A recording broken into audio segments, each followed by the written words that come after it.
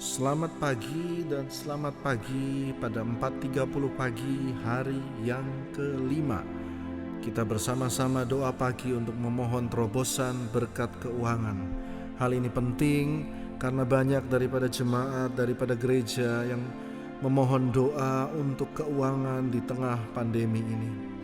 Adalah baik apabila kita pagi-pagi sebelum matahari terbit, kita datang berlutut dan meminta berkat kepada Tuhan.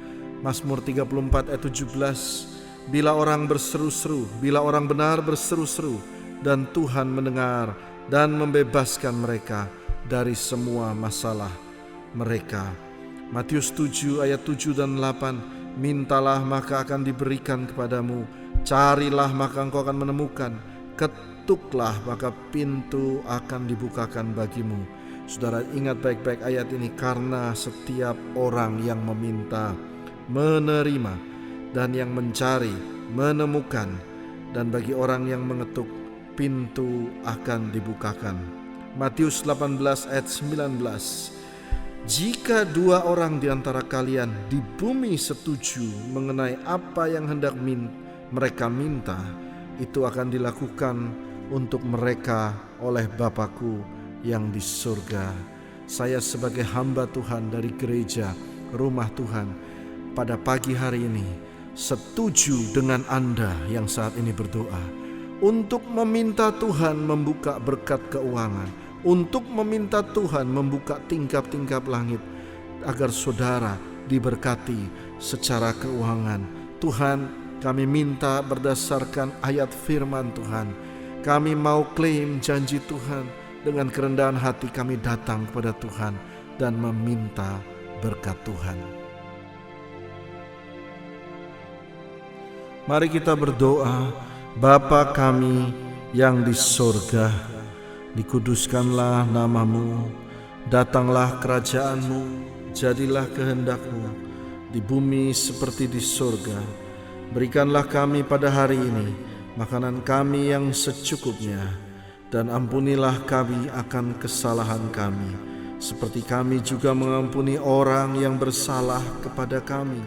Dan janganlah membawa kami ke dalam pencobaan, tetapi lepaskanlah kami daripada yang jahat. Karena Engkaulah yang mempunyai kerajaan dan kuasa dan kemuliaan sampai selama-lamanya. Selama 5 hari ini, kalau saudara mengikuti series doa 7 hari ini, maka selalu yang diutamakan adalah minta pada Tuhan berkat rezeki bagian kita hari ini, sehari demi sehari, sehingga saudara yang berbeban berat secara ekonomi, engkau akan melihat bagaimana sehari Tuhan mulai kasih order, hari sehari Tuhan mulai tambahkan berkat bagian kita. Jangan minta bagian orang lain, our portion, untuk keperluan kita, untuk keperluan rumah kita, istri, keperluan anak-anak. Tuhan janji, Tuhan cukupi. Matius 6 ayat 11 menuliskan, berikanlah kami makanan kami hari ini. Di dalam bahasa Inggrisnya, give us our daily bread, artinya jatah roti kami. Nah, kalau kita buka pasal selanjutnya, Matius 7 ayat 9 dan 10, satu pasal persis ditulis, adakah seorang daripadamu yang memberi batu kepada anaknya jika ia meminta roti? Jika kamu yang jahat tahu memberi pemberian yang baik kepada anak-anakmu, apalagi Bapakmu yang di surga. Lalu ditulis, ia akan memberikan yang baik kepada mereka yang meminta kepadanya. Ada anak minta roti, masa dikasih batu? Nah, mari kita belajar tentang firman ini. Pada waktu kita ke Israel, kita melihat roti itu besar-besar dan kadang bakesnya agak hitam-hitam gitu ya. Jadi kadang-kadang roti itu memang mirip kayak batu, besar-besar gitu. Sehingga seringkali Tuhan memberikan roti bentuknya seperti batu, kita tidak mau. Dan kita bilang, Tuhan jahat. Aku minta roti, Tuhan kasih batu. Padahal di sini dituliskan ia memberikan yang baik kepada mereka yang meminta kepadanya. Sehingga membuat saya mengerti dan sepakat dengan Tuhan. Kadang-kadang apa yang Dia berikan, keadaan yang kita alami sekarang ini adalah roti yang baik. Meskipun kadang terlihat bentuknya seperti batu, tetapi percayalah, Alkitab berkata, kecaplah, cicipilah mungkin yang kamu lihat seperti batu itu, maka itu engkau akan mengalami itu seperti roti dan cukup buat kehidupanmu. Mungkin seringkali engkau tidak melihat bahwa itu roti karena engkau gengsi, engkau sombong, engkau juga malas melakukannya. Satu waktu murid-murid Yesus perlu memberi makan sekitar 20.000 orang. 20.000 orang perlu roti yang cukup banyak. Satu roti tidak cukup buat satu orang. Engkau perlu mungkin 40.000 roti. Bagaimana caranya? Dan datanglah sesuatu yang nampak seperti batu atau bukan jalan keluar, keras. Datanglah seorang anak kecil yang membawa 5 roti dan 2 ikan. Semua berkata tidak cukup. Tetapi Yesus mengangkatnya, mengucap syukur, dan itu cukup. Satu waktu seorang janda di zaman Elisa tidak bisa bayar hutang.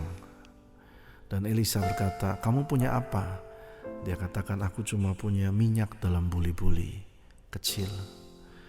Yang dilihat janda ini maupun kita melihat batu, dead end, lock, semua sisi lock.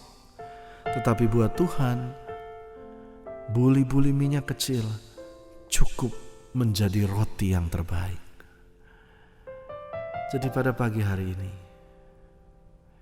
mari kita bersyukur. Kita bersyukur bahwa Tuhan memberi yang baik kepada kita. Apapun yang Dia berikan saat ini, setuju dengan Tuhan dan belajar mengangkatnya, mengucap syukur dan berjalan dengan itu. Kalau saudara komplain terus, lihat orang lain, tidak ada habisnya. Sebaiknya kita lihat Tuhan dan bersyukur atas anak, atas istri, atas motor mungkin yang masih dicicil. Bersyukur, angkat kepada Tuhan dan lihat waktu senyummu mulai ada, engkau mulai percaya Tuhan, berkat pasti Dia berikan.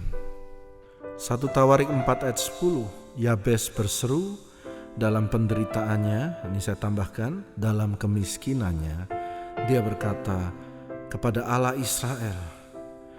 Saya juga berdoa buat saudara, kiranya Tuhan memberkatimu berlimpah-limpah. Saya ulangi, Tuhan kiranya memberkatimu berlimpah-limpah dan memperluas daerahmu, dan kiranya tangan Tuhan menyertaimu, melindungimu dari segala malapetaka, sehingga kesakitan tidak menimpamu. Dan ayat Alkitab berkata, 2 orang setuju di bumi, Tuhan mengabulkan permintaannya.